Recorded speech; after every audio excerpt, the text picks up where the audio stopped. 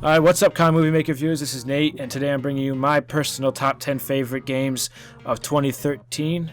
I just want to say that the Battlefield 4 gameplay in the back, I didn't want to deal with all the new copyright issues that the new YouTube is having, so didn't want to put all the new different game trailers and stuff in there. So let's get started. Rolling in at the 10 spot is GTA 5. I thought it was very similar to the other GTAs, that's why it's not higher on the list. And I liked GTA Online. That was pretty fun to play, and obviously the campaign, and just the fun of driving around and running people over in the GTA vehicles. So that's why I gave GTA number 10. In the number 9 slot is Payday 2. Fun game with a bunch of friends. It's a huge improvement from Payday the Heist because I feel like there's more stealth and more planning that goes into the heist compared to just running in there and shooting the cops when they come. I feel like you have more of a strategy involved in your bank robberies and robbing whatever you're robbing at the time in your mission. Rolling in at the number 8 spot is BioShock Infinite. Great campaign.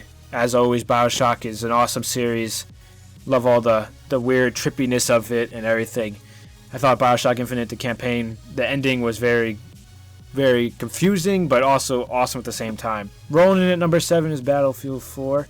I love the Battlefield series. It's one of my favorite game series, favorite multiplayer. But Battlefield 4 just didn't hit it for me. I mean, it was good enough to make this in the top 7 spot, but I didn't feel like it should be higher because the campaign, even though it was advertised and everyone thought it was going to be great, wasn't truly great. I mean, it was good. It was really short. As always, the game looks amazing and the multiplayer was fun. But I just feel like the multiplayer is too much like Battlefield 3. I'm going to get a lot of Battlefield 3.5 comments below, but the game just didn't flow as well as past Battlefield games, in my opinion. In the number 6 spot is Assassin's Creed 4. I mean, who doesn't love pirates? Thought it was fun just sailing all around, shooting all the different forts on the mountainsides and all the different boats and having naval battles. Thought that was a really big and really cool aspect that they added to the Assassin's Creed series. And that's why it's at number 6. Number 5 is the only indie game on this list, and that's Stanley's Parable. There was tons of different good indie games out this year. By far one of the most intriguing games I've ever played.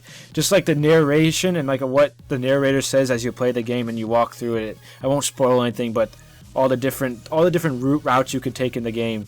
It didn't have much gameplay, like it wasn't a long game or anything, but by far one of the most fun games I had playing this year. Alright, so at the number 4 spot is Far Cry 3 Blood Dragon. Some of you might say this is like a DLC. I mean, it was based off Far Cry 3. It was just a reskin of Far Cry 3 with a different storyline. But it was a standalone game, so that's why it's on here. The whole trippiness of the 80s perspective of Far Cry 3 Blood Dragon was amazing. I just loved the glow-in-the-dark arrows, the fluorescent lights and everything. And, of course, the storyline with the one-liners here and there just made the game. I thought it was just as good as Far Cry 3, but Far Cry 3 was last December, so that didn't come into 2013. But Far Cry 3 Blood Dragon, amazing game. Pick it up. It's probably pretty cheap now. Totally worth the $8 to $15 you'll pay for it. So in the number 3 spot, we have Tomb Raider. I never played any of the past Tomb Raiders, but this one I found extremely good. The graphics were great. The storyline was great. The characters were great. The whole game was great. I couldn't put the controller down when I was playing it, and I just played it pretty much straight through. Taking the number 2 spot is Metro Last Light, the sequel to Metro 2033. I just thought the game was great. It was a great continuation of the series. And I thought the ending, I won't tell you what the ending, but the ending was one of my favorite endings of any game. I mean, I heard people saying that they didn't like it, but I thought it was great. Metro Last Light is on my list of top games of all time just because of the graphics and the gameplay and the storyline. It was amazing. So check that out. It's always on sale. They always put different sales, so check that one out. Alright, so the number 1 game that I played this year, and actually I put it on my list. I have a running list of my favorite campaign games of all time. I put it as the number 1 slot on that too, is The Last of Us. By far the greatest game I've ever played. I put it above Halo 1, Halo Combat Evolved, which has been on that top of that list for a while. It's above all the Metros, all the other Halo games, and pretty much every other game, obviously. It's number 1 on the list.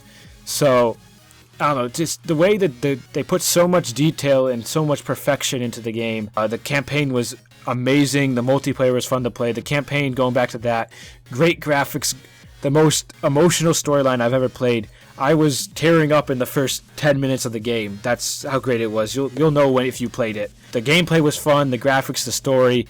It was such an emotional story that it just kept you in the game the most time. I mean, I know people didn't want to pick up The Last of Us because it was a zombie game. I mean, I'm not a huge fan of zombie games. I mean, I played Left 4 Dead, but that's pretty much it. And but I picked it up, and I just couldn't put it down. I mean, the backstory is about zombies, but half the time you're not even fighting zombies. You're fighting bandits and stuff. So the game was just magnificent. Best game of the 2013. I mean, you're here. I follow the developers of Last of Us, Naughty Dog, on Twitter, and you just see all the different game of the year awards that they're getting. It's amazing, and it's well deserved. I'm not jumping on the bandwagon here. I mean, this was by far like the most badass game I've ever played. I mean, you might be thinking right now that, oh, he's just saying this because everyone else thinks it's a great game. No, this game was honestly terrific. All right, so that wraps it up. And with the top 10 of my personal games of 2013, I mean, I obviously haven't played all the games, so if your game's missing there, I'm sorry. Feel free to leave your comments on what your favorite game, even if it was on my list, leave it a comment below. I mean, there was tons of great games that I didn't get put on here, like Beyond Two Souls, a bunch of indie games like Outlast, Amnesia, Starbound, The Wolf Among Us. You got the DayZ standalone, which I know is huge. XCOM, Enemy Within, and Unknown and stuff. Then you got Call of Duty Ghosts. I mean, I'm not a Call of Duty fan, but I mean, I'm sure people think that's their game of the year. Batman Arkham Origins and Splinter Cell Blacklist, games like that. So if you liked any of those games or any other game, just feel free to comment below, and we'll discuss why you think those games are great, and let's get discussions going. Alright, so thanks for watching, and we'll hope to see you guys in our next videos.